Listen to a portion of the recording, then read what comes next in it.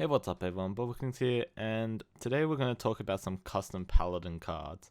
So currently in Paladins, the cards aren't very interesting. A lot of the legendary cards don't really change the champion's playstyle, and instead you just change them depending on who you're versing. Like if you see a Barak or a Fernando or a Ruckus on the enemy team, you're usually just going to change your legendary card to Rekka, so you're doing 100% increased damage to shield. And that's not very interesting. It's just a flat damage increase. I think the Paladins can have much more interesting legendary cards, which really change the character's playstyle to your personal preference. And then the lower rank cards can be used to counter the enemy comp. So I have some examples of some legendary cards I've created here, and I'm going to show them to you guys, and you guys can see if you like them or not, and discuss them in the comments.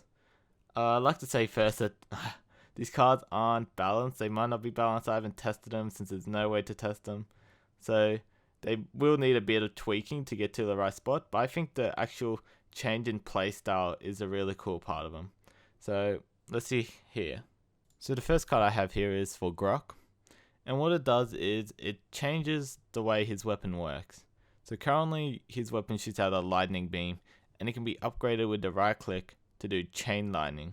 Well, I want to change this where if you put this card in, it changes your lightning beam into a healing beam, and then when you right click, it chain heals instead of chain lightnings. And I think this is really cool because it changes him from the sort of like AoE damage dealer and like little bit support to like a heavy support character. And I think this suits him really well because currently he's like in a weird spot where he's like a tiny bit support, but he's a damage dealer, but he doesn't deal damage really well, really.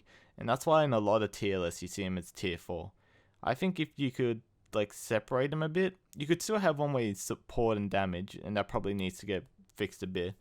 But I think a heavy support build for Grok would really get him into a good spot in the tier list and competitive play.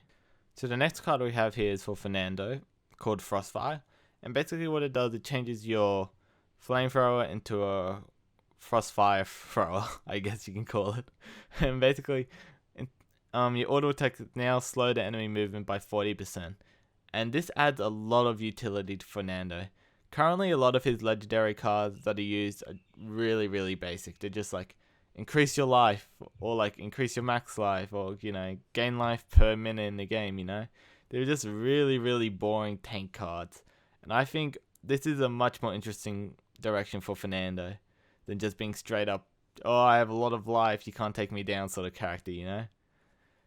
This way, it would sort of add a lot of utility to Fernando, so you can sort of be used more than just a tank. You might pick him and like Buck in the same comp, because Fernando, slows him down a ton, and then Buck can really get in their face and shoot him with his shotgun. So there's a lot of uses for this card, I think, and it really changed the way people play Fernando and against Fernando. So the next card I have here is for Cassie, and what it does is you can now charge her attacks, which is similar to like the sniper in TF2, where it increases the damage the longer you charge. So basically the idea of this card is to increase the skill cap of the character, because currently all you do is hold down left click and shoot and shoot and shoot until Fernando runs up in your face and you dodge away and keep shooting. This way you sort of have to like hide and shoot, but you still get more damage out if you can do it well. You will be slowed by while charging though. Currently I have it at 50%, and it gets reduced by like upgrading the card, but I don't know if this is a good amount or what, so it probably needs a bit of tinkering to get the movement speed slow the right amount. But yeah, I think this would be a really cool card and add like a total different playstyle. And instead of just like sitting there and shooting, you have to like duck in between like cover and like coming out to shoot and stuff. It'd be really cool. So the next card I have here for Buck, I actually think is a pretty cool card. And what happens is every time Buck gets a knockout, which is a kill or assist, the cooldown of his leap decreases by 6 seconds. And what this does is allow Bucks to be much more aggressive, in your face type of character. With the cards Seismic Wave and Breaker, he will be able to do a lot of utility as well at the same time. So for example, if he had Seismic Wave and Breaker, He'll be immune to CC where he jumps in for 2 seconds, but he'll also cripple the enemy when he jumps in. So this could actually be like a really heavy utility supporty build where you just jump over and over again on the enemy, constantly crippling them. With cards like Heroic Leap, you could leap twice and just keep going at them over and over again, crippling them so your team can just chase them down. At max rank, the cooldown of Leap would go to 10 seconds if you get a point per thing. I think this might be a bit too much because usually when you get a kill, you've already, the time you jump in front of them and shoot them is probably going to be a second or two. So we might need to change that a bit. It might be a bit of tweaking. You might make it a percentage actually. So it reduces it by 50%. So it's not an instant reset, but it reduces it by a lot. So basically you get constant leaps, you get constant in your face play style from Buck. And it also allows for him to go a utility build if he wants. So the next card we have here is for Grover. And what it does, it changes the way his Vine ability works. So currently his Vine works by pulling himself towards an enemy or a wall if he hits either. And he flies over there, the enemy rolls away or dashes away with whatever their escape skill is. And you end up just dying because you pulled yourself into, 3 or 5 of the enemy team. So what this card does, it changes his Vine from pulling himself to the enemy to pulling the enemy towards him. And what this does, it changes his playstyle a lot actually. And I think it works really well with the rest of his kit. So currently he has an AoE ability on his Q, which either heals or damages.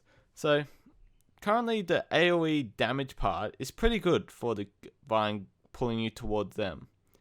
But I think it's not really good for the healing part because, your allies aren't going to pull themselves into the middle of the enemy. So I think this change to Vine really promotes a support Grover type of build. We already have cards in the game that increases the healing capabilities of his Q ability. And I think with this card, he could actually be a full support type of character. Where he just stays back, throws his axes, pulls people in, and constantly heals people with his AoE. The next card we have here for Pip is pretty simple. What it does is it allows your weapon shots to bounce off the wall X number of times. Where the X is the level of the card. So if it's a basic card, it bounces off 1 time. If it's level 4, it's going to bounce off 5 times. So basically what happens is the bullet can bounce around any number of times, and if it hits an enemy, it will instantly explode like it does currently.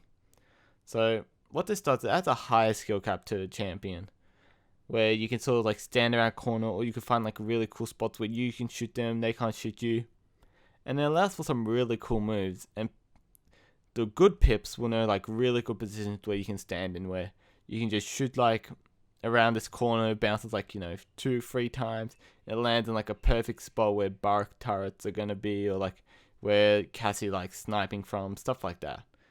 So it really puts a skill cap on Pip, which really separates the good pips from the bad pips.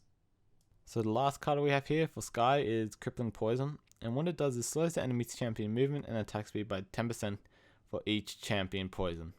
So this doesn't sound too good of a card if you're only hitting one person with your poison, because it's only a 10% movement and attack speed slow. But if you hit 3 to 5 champions, this can be a really, really, really good card. So if you hit 5 champions, that's a 50% movement speed and attack speed slow, which is pretty crazy. Most guys won't be able to do this, but I can see in competitive play or Sky mains that play a lot, they will be able to hit between 3 to 5 targets, which will really, really affect the enemy's damage output as well as their ability to escape and move around. So this card can be upgraded to 15%, which at max stacks is 75% movement and attack speed slow. So it's really, really, really strong. However, there are cards to counter this.